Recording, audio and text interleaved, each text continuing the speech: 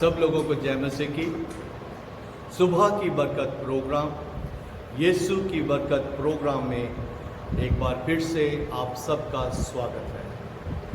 आज का जो वचन है वो हमारा बेटा दीपक सिंह हमारे बीच में बांटेगा।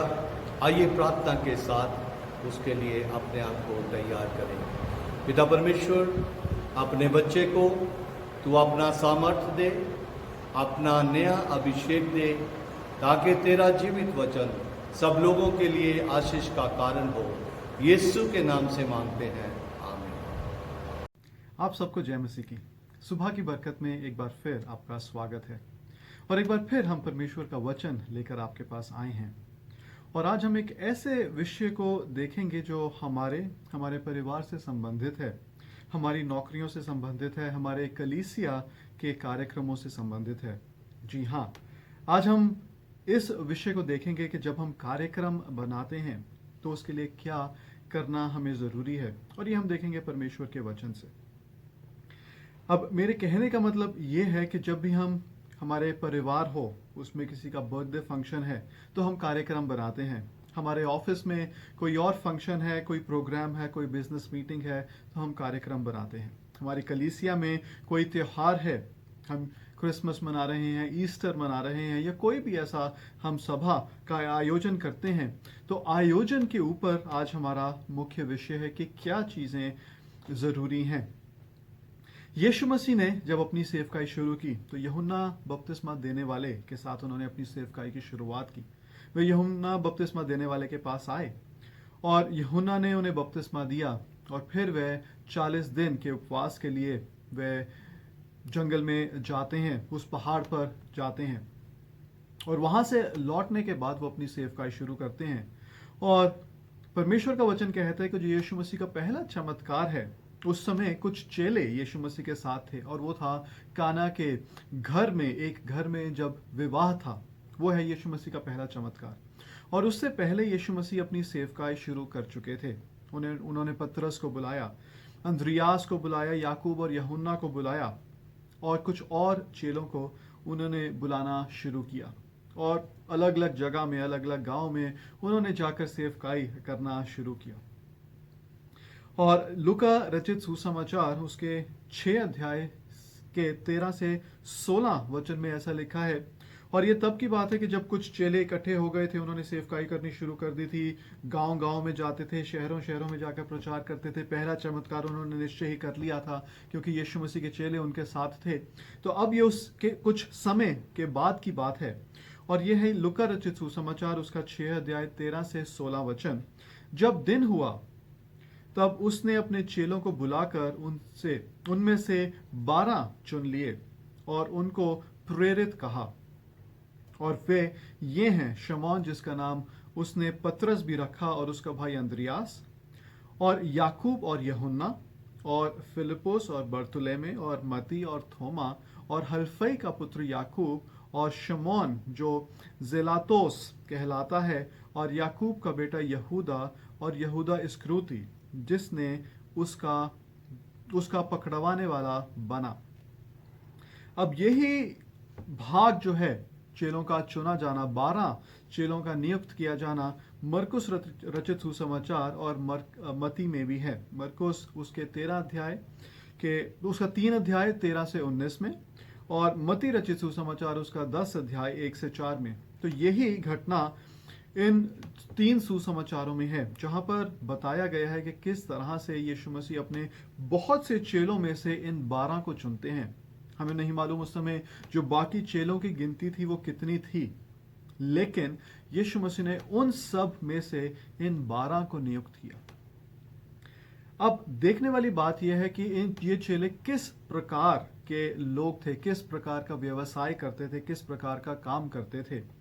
तो हमें मालूम है कि पतरस, अंद्रियास, याकूब, यूहन्ना, ये चारों तो मछुआरे थे, लेकिन उसके साथ साथ हो सकता है कि थोमा, नथानियल और फिलिपुस भी मछुआरे हों, क्योंकि हम पढ़ते हैं यूहन्ना रचित सुसमाचार उसका 21 अध्याय 2 से 8 वचन में, जब यीशु मसीह मारे गए थे, जी उठे थे, तो ये लोग इन सब के नाम हैं जो मछली पकड़ने दोबारा जाते हैं। अच्छा, ये लोग तो मछुआरे थे। अब इनमें से अलावा जो मती था वो चुंगी लेने वाला था, उसका नाम लेवी भी है जो लुका की पुस्तक में है, और वे रोमी सरकार के लिए चुंगी इकट्ठा करता था, टैक्स कलेक्ट करता था, और उससे कुछ उसका कुछ हिस्सा तो वे रोमी सरकार को देता था, कुछ वे अपने लिए रख लेता था। और एक और है शिमोन, जो कि राजनीति में बहुत ही ज्यादा आगे बढ़ चढ़कर हिस्सा लेता था, और उसका मानना यह था कि एक मसीहा आएगा या हम लोगों को रोमी सरकार से छुटकारा पाने की जरूरत है। और जब वह यीशु मसीह से मिलता है तो उसको ऐसा लगता है, जहां जो मसीहा का जिक्र हुआ था कि वह हमें छुड़ाएगा, हमें आजाद करेगा, तो उसे ऐसा लगता है कि यीशु मसीह वही हैं जो उन्हें रोमी सरकार से आजाद करेंगे। और इसीलिए वो यीशु मसीह के साथ मिल भी जाता है और सेवकाई करनी शुरू करता है। और उनमें से एक चोर था जो कि यहूदा इस्करियोती था। और यूहन्ना रचित सुसमाचार उसके 12 अध्याय के 4 से 6 वचन में लिखा है कि वह चोर था, और जो पैसा यीशु मसीह के उस खजाने में आता था सेवकाई का समर्थन करने के लिए, यूहन्ना कहता है कि यहूदा इस्करियोती उसमें से कुछ अपने लिए निकाल लेता था जो उसकी जेब में चला जाता था। अब जो बाकी चेले हैं उनका हमें ज्यादा नहीं मालूम कि वो किस व्यवसाय से थे और उनकी पृष्ठभूमि क्या थी, लेकिन यीशु मसीह इन 12 चेलों को चुनते हैं। यीशु मसीह ने अपनी सेवकाई को शुरू किया। बड़ी बड़ी सभाएं होती थी, कुछ घरों में सभाएं होती थी, कुछ बहुत बाहर इलाके में बड़ी बड़ी सभाएं होती थी, जो हम भी करते हैं। और जब हम कलीसिया में हैं, जब हम मसीही लोग हैं, तो हम छोटी सभाएं भी करते हैं जो हमारे घरों में होती हैं, फिर हमारी कलीसिया में होती हैं, और नहीं तो हम बाहर जाकर एक हॉल बुक करते हैं या एक बहुत बड़ी जगह बुक करते हैं और वहां पर हम सभाएं करते हैं। और इन सारे कार्यक्रमों के पीछे काफी तैयारी की जरूरत होती है, काफी लोग हमें चाहिए, काफी मेहनत हमें चाहिए, काफी तैयारी की जरूरत है। और यीशु मसीह के समय में भी ये सभाएं करने के लिए काफी तैयारी की जरूरत होती थी।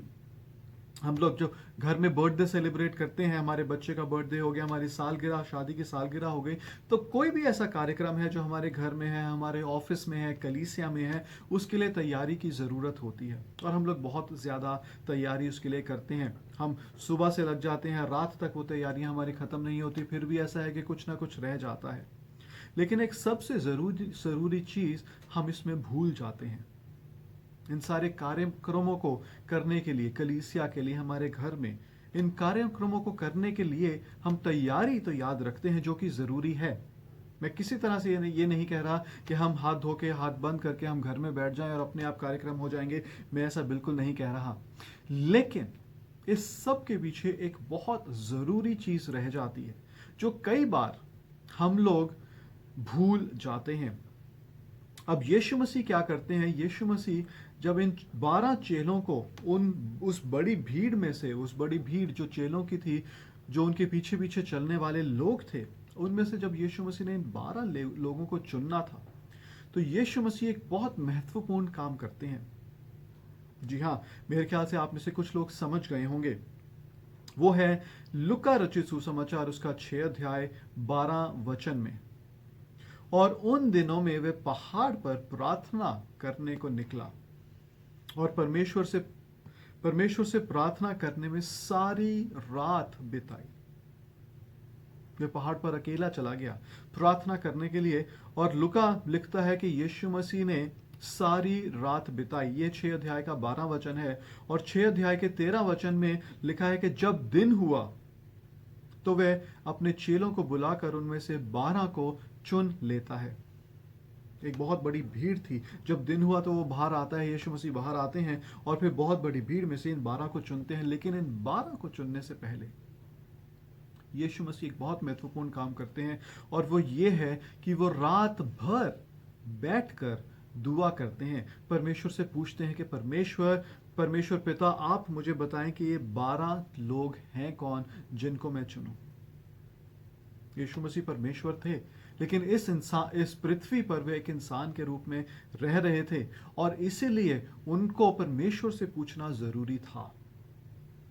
अब हम लोग जो इंसान हैं, जब हम लोग कार्यक्रम बनाते हैं, हमें तैयारी की ज़रूरत है, हमें बहुत प्रैक्टिस की ज़रूरत है। ये सारी चीज़ें ज़रूरी हैं, सब चीज़ें सही ऑर्डर में होनी चाहिए, ये सारी चीज़ें ज़रूरी हैं। लेकिन मेरे प्रियो, उस सबसे ज़रूरी है कि हम परमेश्वर से प्रार्थना करने वाले हों, परमेश्वर से हम पूछने वाले हों। और यही उदाहरण नहीं है, और भी उदाहरण है परमेश्वर के वचन में जहाँ पे लिखा है कि यीशु मसीह एकांत में चले जाते थे और परमेश्वर से प्रार्थना करते थे, परमेश्वर से पूछते थे। और यूहन्ना रचित सुसमाचार में लिखा है कि मैं वो ही बोलता हूँ जो मैं अपने पिता से सुनता हूँ, जो मुझे मेरा पिता बोलता है मैं वही प्रचार करता हूं। जो मैं पिता को करते हुए देखता हूं या जो मैं पिता से सुनता हूं वे मैं अगले दिन करता हूं। तो यीशु मसीह, जिनकी एक बहुत बड़ी सेवकाई थी, साउंड सिस्टम नहीं था, कोई और स्टेज नहीं था, बाहर अकेले में जाकर, पहाड़ों पे जाकर बहुत बड़ी भीड़, और कम से कम 5000 पुरुषों का तो हमें मालूम ही है कि इतनी बड़ी भीड़ थी, और उसके अलावा बच्चे भी थे और स्त्रियां भी थी। तो इतनी बड़ी बड़ी भीड़ की सभाओं को भी यीशु मसीह ने उसका अरेंज किया है, उनको किया है, उनकी योजनाएं बनाकर उनको किया है। अब जब यीशु मसीह ने इस 5000 की भीड़ को खिलाया तो यीशु मसीह को मालूम होगा कि इतनी बड़ी भीड़ आएगी, उनको खाना खिलाना है। और मैं ऐसा विश्वास करता हूं कि हो सकता है कि उससे पहले भी यीशु मसीह जरूर प्रार्थना करने के लिए गए होंगे और पूछने के लिए गए होंगे परमेश्वर पिता से कि परमेश्वर कल के लिए क्या योजना है, कल के लिए क्या प्लान है, कहां से हम इस रोटी का, इस भोजन का बंदोबस्त करेंगे। तो जो मैं आज आपको जिस बात से प्रोत्साहित करना चाहता हूं वो यही है कि उन दिनों में वे पहाड़ पर प्रार्थना करने को निकला और परमेश्वर से प्रार्थना करने में सारी रात बिता दी। तो मेरे प्रियो, हमारी तैयारियों से ज्यादा जरूरी हमारी प्रार्थना है, परमेश्वर के साथ समय बिताना है। अगर आपको ये बात, वो घटना याद हो जब यीशु मसीह मरियम, मार्था और लाजरस के घर में आते हैं और वहां पर जो मार्था है वो खाना पकाने में बिजी हो जाती है, व्यस्त हो जाती है। वो देखती है कि इतने लोग हैं, इतने लोगों के सामने खाना परोसना है। लेकिन मरियम जो है वो परमेश्वर की हजूरी में बैठती है, परमेश्वर की हजूरी। और मार्था फिर आकर परमेश्वर से, यीशु मसीह से शिकायत करती है कि मरियम तो यहां बैठी है, मेरी सहायता नहीं कर रही, आप उसको बोलें कि वो मेरी सहायता करे। यीशु मसीह से यही चीज कहते हैं कि मरियम ने सही चीज चुनी है, और वो है परमेश्वर की उपस्थिति में बैठने की। हमारे लिए कार्यक्रम करने जरूरी है, क्योंकि जब तक हम इस पृथ्वी पर रहेंगे हम कुछ ना कुछ कार्य करते रहेंगे। हमारे परिवार में, हमारे ऑफिस में, हमारी कलीसियाओं में, बड़े बड़े कलीसियाओं के साथ मिलकर बाहर हम सभाएं करेंगे। ये सारी चीजें हम करेंगे, छोटे से लेके बड़े बड़े कार्यक्रम तक हम बनाते हैं, हम उनकी योजनाएं बनाते हैं और बहुत तैयारी करते हैं, जो कि जरूरी है। लेकिन उस सबसे ज्यादा हमारे लिए जरूरी है प्रार्थना करना। अब यीशु मसीह को मालूम था जब इन 12 को चुनते हैं कि ये लोग कौन हैं, इनका बैकग्राउंड क्या है, इनका व्यवसाय क्या है, ये किस तरह से मेरी सहायता, मेरी सेवकाई में सहायता, मदद कर पाएंगे। वो सब चीज यीशु मसीह को मालूम थी। उनमें से मछुआरे थे, चुंगी लेने वाले थे, कोई बहुत पढ़े लिखे लोग नहीं थे। यीशु मसीह उन्हीं को चुनते हैं, और यीशु मसीह एक ऐसे व्यक्ति को भी चुनते हैं जो उन्हें ही धोखा देगा। तो वो 3.5 साल की सेवा में ये 12 के 12 लोग शुरू से अंत तक यीशु मसीह के साथ थे। उनमें से यहूदा इस्करियोती भी था जिसने यीशु मसीह को धोखा देना था, परंतु यीशु मसीह उन्हें भी चुनते हैं। तो क्या वो गलत निर्णय था? परमेश्वर का वचन बताता है कि यीशु मसीह का उसी तरह से क्रूस पर चढ़ाया जाना, उसी तरह से पकड़वाया जाना जरूरी था। ये भविष्यवाणियां हो चुकी थी। तो यहूदा इस्करियोती को उस 12 के झुंड में रहना जरूरी था, और यीशु मसीह यहूदा इस्करियोती को भी प्रार्थना के बाद, सारी रात प्रार्थना के बाद ही चुनते हैं। तो कई बार परमेश्वर हमारे जीवनों में ऐसी अनुमति, ऐसी चीजें भी होने देते हैं जो कि परमेश्वर की योजना को हमारे लिए पूरी करें। हो सकता है कि वो हमें ठीक ना लगे, हो सकता है ऐसा हमें लगे जैसे यहूदा के बारे में है कि यहूदा ने ही यीशु मसीह को धोखा दिया, उसने थाली में ही छेद किया, जो हम बात करते हैं। लेकिन वो परमेश्वर की योजना को पूरा होना के लिए वो जरूरी था। तो मेरे प्रियो, जब हम योजनाएं बनाते हैं, जब हम बड़े बड़े कार्यक्रम बनाते हैं, इस बात को याद रखें कि हम परमेश्वर के सामने प्रार्थना करने के लिए जाएं, परमेश्वर से प्रार्थना करें। यीशु मसीह ने पूरी रात बिता दी अपने चेलों को उस बहुत बड़े निर्णय को लेने से पहले, उस बहुत बड़े प्रोग्राम को करने से पहले। वो यीशु मसीह की सेवकाई में एक बहुत बड़ा समय था, एक बहुत महत्वपूर्ण समय था जब उन्होंने उन 12 चेलों को चुनना था। और यही 12 चेले, परमेश्वर का वचन बताते हैं कि आने वाले यरूशलेम में भी, आने वाले समय में भी, जब हम परमेश्वर के साथ हमेशा हमेशा के लिए राज करेंगे, ये 12 चेले वहां पर भी होंगे और उन्हें बहुत महत्वपूर्ण जिम्मेदारियां दी जाएंगी। तो वो निर्णय जो यीशु मसीह ने वहां लिया, उस दिन लिया, उस सुबह सुबह आकर लिया, उसके पीछे पूरी रात की प्रार्थना थी। अब मैं यहां पर समाप्त करूंगा, लेकिन मैं आपको यह प्रोत्साहन करना चाहता हूं कि हमारी कार्यक्रम, हमारे तैयारियां, ये सब चीजें करनी जरूरी हैं, लेकिन उससे भी जरूरी है कि परमेश्वर की उपस्थिति में बैठकर परमेश्वर से पूछने की, परमेश्वर से प्रार्थना करने की, परमेश्वर से सामर्थ्य पाने की, परमेश्वर से बुद्धि पाने की हमें जरूरत है। तो आइए हम यह निर्णय लें कि अब से हम जो भी योजना, जो भी कार्यक्रम हम बनाएंगे, हम जरूर परमेश्वर की उपस्थिति में बैठेंगे। आइए हम प्रार्थना करें। परमेश्वर, हम आपका धन्यवाद देते हैं इसमें बहुत बड़ी महत्वपूर्ण बात को जो हमने आज सीखा है कि कार्यक्रम हमारे जीवन में होते रहेंगे, योजनाएं हम बनाते रहेंगे, तैयारियां हम करते रहेंगे, लेकिन इन सब से जरूरी, सारी तैयारियों से जरूरी है कि हम आपकी उपस्थिति में बैठें, प्रार्थना करें। यीशु मसीह ने जब उन चेलों को चुना, जो कि यीशु मसीह की सेवकाई में एक बहुत महत्वपूर्ण चीज थी, यीशु मसीह ने पूरी रात प्रार्थना में बिता दी। आप हमारी भी सहायता करें कि हम इस बात की महत्वपूर्णता को समझने वाले हों। धन्यवाद के साथ ये दुआ यीशु मसीह के नाम में मांगते हैं, आमीन। परमेश्वर आप सबको बहुत बहुत आशीष दे। जय मसीह की।